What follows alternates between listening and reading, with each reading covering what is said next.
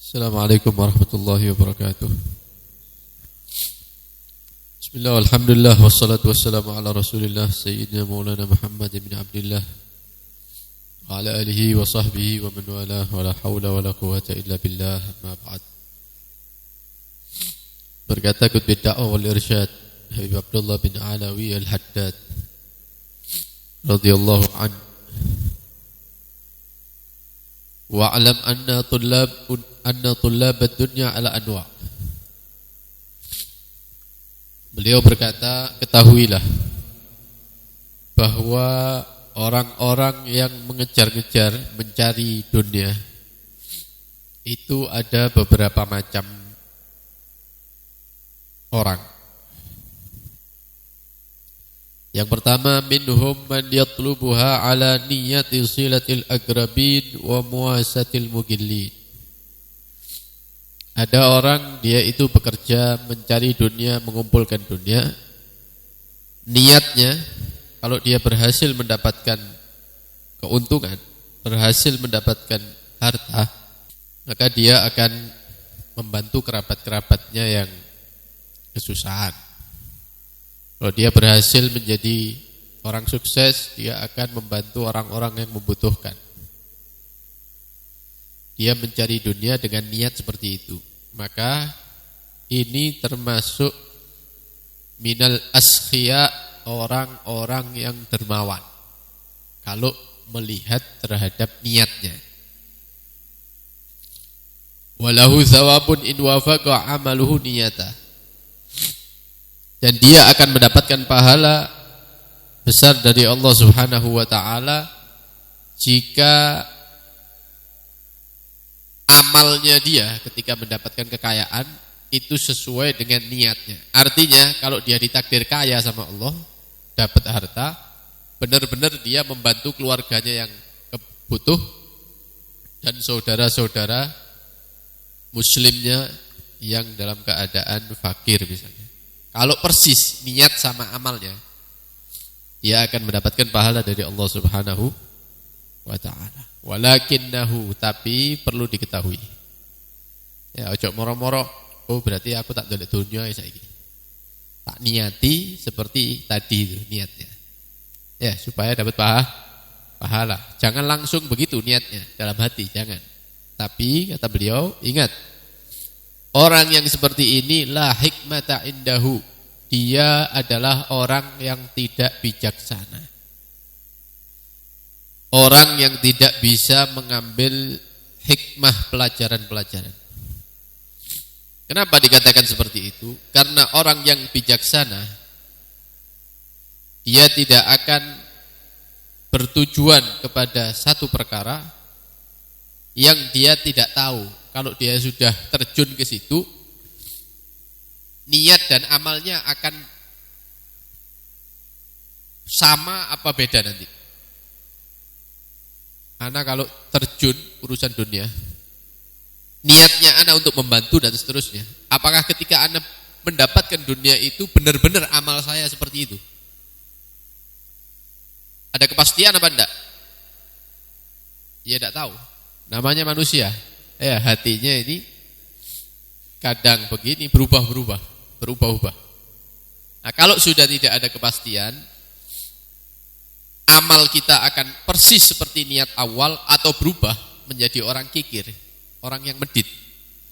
Maka orang yang bijaksana itu akan meninggalkan perkara seperti itu. Resiko. Resikonya besar. Ini orang yang bijaksana. Tapi kalau ada orang saya terjun, saya niatnya bagus, ini namanya orang yang tidak bijaksana. Tapi kalau ternyata setelah dia terjun dapat harta, dia menjadi orang dermawan betulan, dia dapat pahala. Wali'tabir, dan hendaknya kita semua mengambil ibrah, pelajaran. Orang-orang yang mau terjun ke urusan dunia ini mengambil pelajaran dari kisah sahabat Tha'labah yang telah difirmankan oleh Allah Subhanahu wa ta'ala dalam surat At-Taubah. Allah Subhanahu wa ta'ala berfirman, wa minhum, dan termasuk mereka, yaitu orang-orang munafik, Man ahadallaha, yaitu orang yang janji kepada Allah, la in atana min fadlih, kalau Allah memberikan, mendatangkan kepada kami, kepada saya, min fadlihi, daripada kelebihan harta, kalau saya ditakdir kaya sama Allah, lanas saddaqonna, saya akan banyak sudah janji sama Allah. Tapi ternyata janjinya tidak sesuai dengan amalnya. Maka dia digolongkan kepada orang-orang munafik oleh Allah Subhanahu wa taala dengan nas Al-Qur'an. Al-Qur'an langsung menyebutkan dia, Tha'labah. Nah, dikisahkan Tha'labah ini pernah datang kepada Nabi sallallahu alaihi wasallam. Kemudian dia menyatakan, "Ya Rasulullah, doakan saya. Ya, doakan saya supaya menjadi orang yang memiliki harta, orang kaya." Maka Nabi SAW mengatakan, Tha'labah, harta yang sedikit dan kamu syukuri, harta yang sedikit yang kamu syukur, itu lebih baik, kata Nabi, ketimbang banyak tapi kamu tidak bisa bersyukur nantinya. Ini nasihatnya Rasulullah kepada Tha'labah. Sing titik ente bisa bersyukur itu lebih baik daripada kok teko akeh kon bingung syukuri nanti, lupa diri nanti. Maka tetap Tha'labah ini minta sama Nabi, doakan saya ya Rasulullah. Jangan Tha'labah, doakan ya Rasulullah, jangan. Terus balik-balik ngomong sampai dia mengatakan, demi Allah yang mengutusmu wahai Nabi Muhammad, ya sumpah dia, kalau Allah memberikan saya harta, maka setiap orang yang punya hak, orang fakir, orang miskin, kerabat saya, keluarga saya yang punya hak, tak kasih haknya semua, tak bagi-bagi uang saya. Kata Tha'labah ini sambil sumpah. Maka Nabi SAW karena dimintai setiap hari, akhirnya Nabi ngangkat tangannya, didoakan. Ya, didoakan oleh Nabi SAW. Didoakan menjadi orang kaya sesuai permintaannya Tha'labah. Setelah dapat doa dari Nabi, Tha'labah ini beli kambing. Ya, beli kambing. Mungkin satu pasang kambing begitu ya. Karena doanya Rasulullah, kambingnya Tha'labah ini manak, ya, melahirkan seperti lahirnya cacing, saking akin. Tidak umum pokoknya. Kalau lahir 2, 3, kalau Tha'labah langsung 5, 6 kambing. Sekali lahir itu banyak. Ya, sampai seperti lahirnya cacing katanya. Dalam waktu singkat, kota Madinah ini dipenuhi dengan kambingnya Tha'labah. Orang di pasar ketemu kambingnya Tha'labah, orang di masjid, depan masjid ketemu kambingnya Tha'labah. Yang miliki satu orang. Akhirnya karena sudah mengganggu, akhirnya Tha'labah beli tanah di luar kota Madinah. Beli tanah lapang, kambingnya ditaruh situ. Wis manak di situ, sebanyak-banyaknya sudah ya.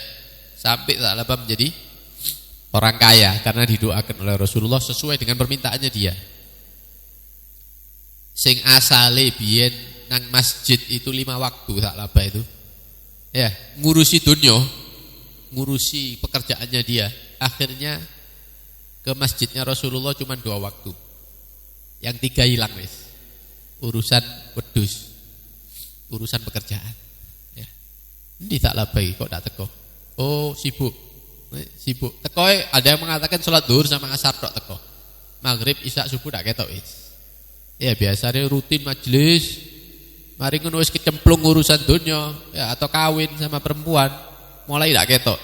Nang di bulan itu ya. Mulai hilang wis. Ndak rutin lagi. Ndak rutin dah. Padahal sebelumnya minta sama ustadznya, ya Ustaz Habib, ya doakan anak kawin. Mari kawin hilang. Tak teko pengajian mana lagi, ya. Bukan sampai di situ, sampai tambah banyak hartanya, akhirnya tidak datang sama sekali sholat 5 waktu. Tidak pernah ke masjidnya Rasulullah kecuali hari Jumat saja. Kecuali hari Jumatan tok tekoy. Selebihnya tidak ketok wis Tha'labah. Nambah lagi hartanya semakin kaya, tidak Jumatan. Jumatan ditinggal, tidak wajib katanya dia, karena dia terlalu sibuk.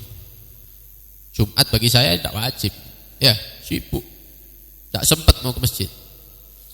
Maka turun ayat yang memerintahkan kaum muslimin yang memiliki harta untuk membayarkan zakat. Yang kaya-kaya diambil zakatnya sama Rasulullah, termasuk Sa'labah, karena dia orang kaya ketika itu.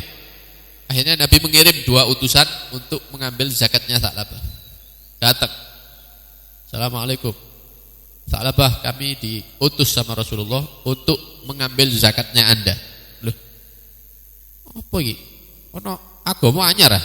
Jadi Sa'labah ya. Dulu tidak ada zakat, tidak ada apa, sekarang kok pakai zakat? Ya. Ente pikir anak ini kerja ini tidak sulit dah. Kok enak mau diambil sekian kambing saya. Ya, kambing saya mau diambil. Wah, ini bukan zakat, bukan ajaran ini. Ini pemaksaan katanya, pengambilan harta secara paksa ini. Dolim ini katanya. Loh, Nabi yang nyuruh padahal. Yang doakan dulu Rasulullah, doakan dia kayak.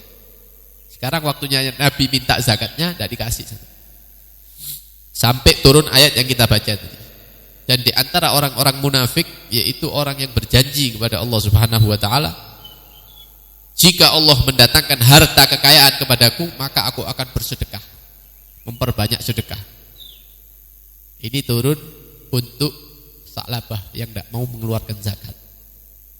Akhirnya kabarnya nyebar, nyampe ke telinganya Sa'labah. Sa'labah, turun ayat Quran yang menyebutkan inti dan orang-orang yang kayak inti yang tidak mau zakat.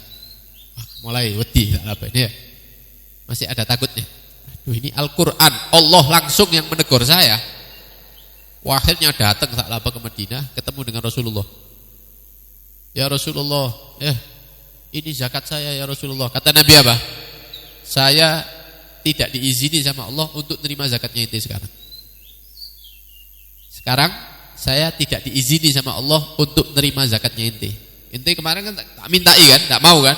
Nah, sekarang sudah tidak boleh menerima zakatnya inti sama Allah.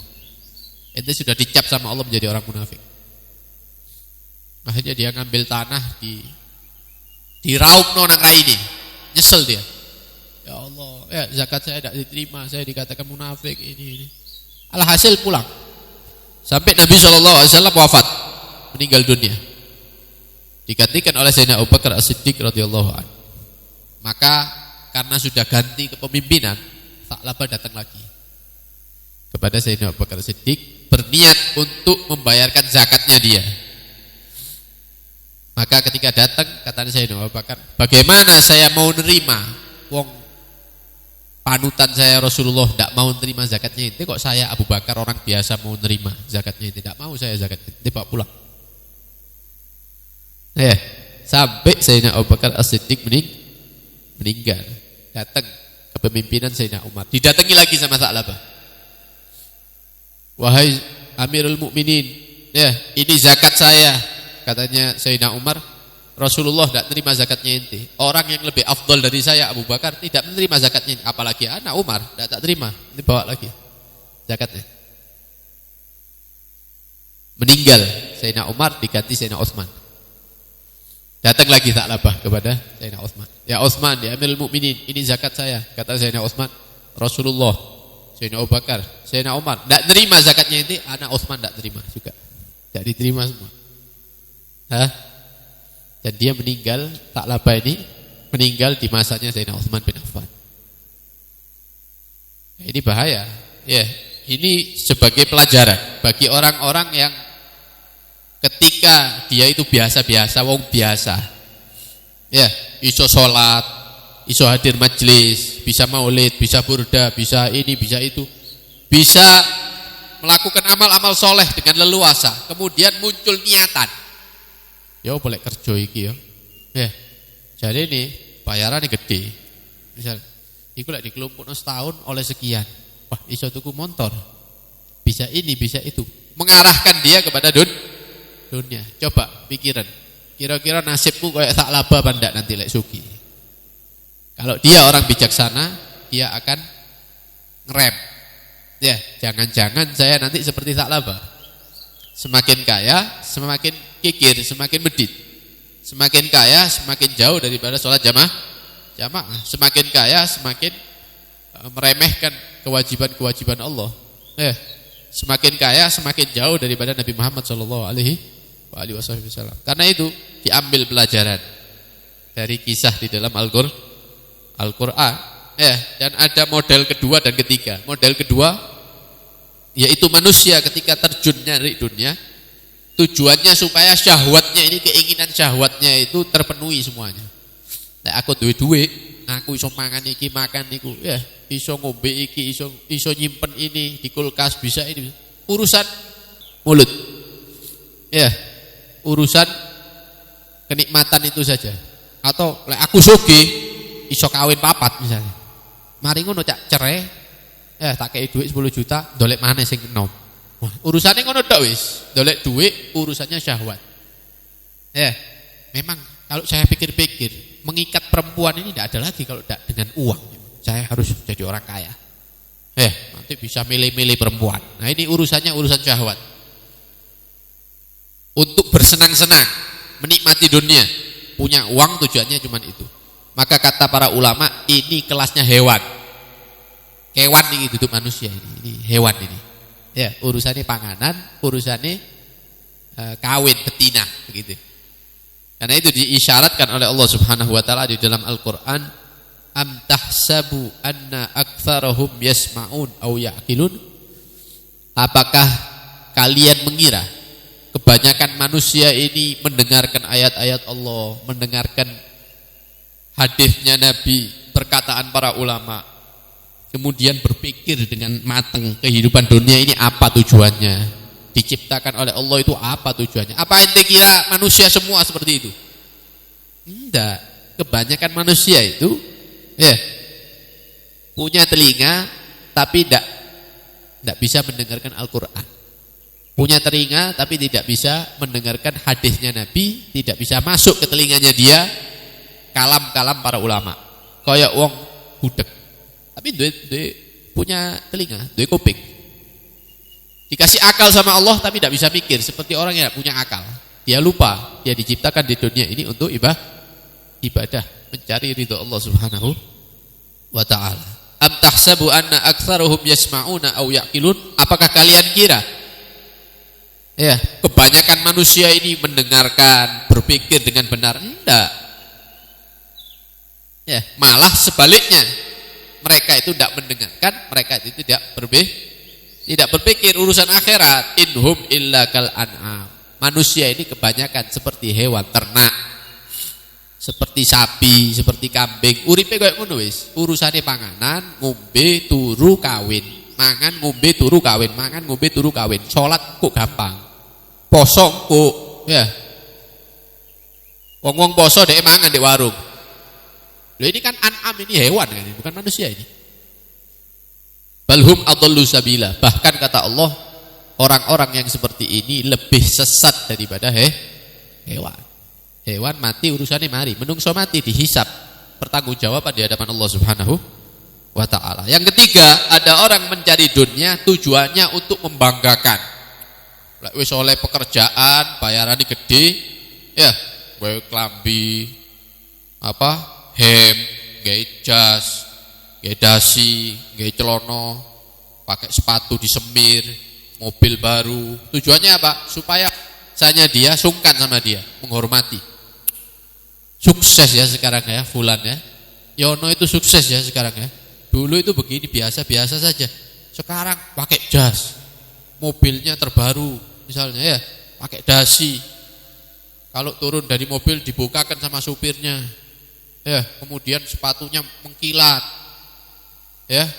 Kalau datang ke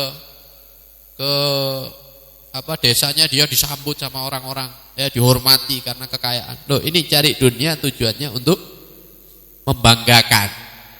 membanggakan kekayaannya dia. Ini kata para ulama adalah orang-orang yang bodoh, orang-orang yang tertipu. Qad alima kullu unasin masyrabahum. Setiap manusia ini sebenarnya sudah tahu apa yang mereka minum. Yang mereka ambil itu apa sudah tahu. Jelek dan baik itu mereka sudah tahu sebenarnya. Tapi kadang-kadang pura-pura tidak ngerti. Dia nyari dunia dengan tujuan itu, dia tahu itu tidak benar, salah. Tapi kayak orang bodoh, kayak orang tidak ngerti. Ya. Wa rabbuka ya'lamu ma tukinnu suduruhum wa ma yu'linun, dan Tuhanmu Allah Subhanahu wa taala Maha mengetahui apa yang kamu simpan betul-betul di hati kamu ataupun yang kamu nampakkan. Sing kon ketokno Allah ero, sing kon simpen di hati Allah ero. Niatmu apa? Mencari dunia. Karena itu nasihatilah diri kamu sendiri. Awakmu dhewe iku nasihatono dhewe. Nasihati.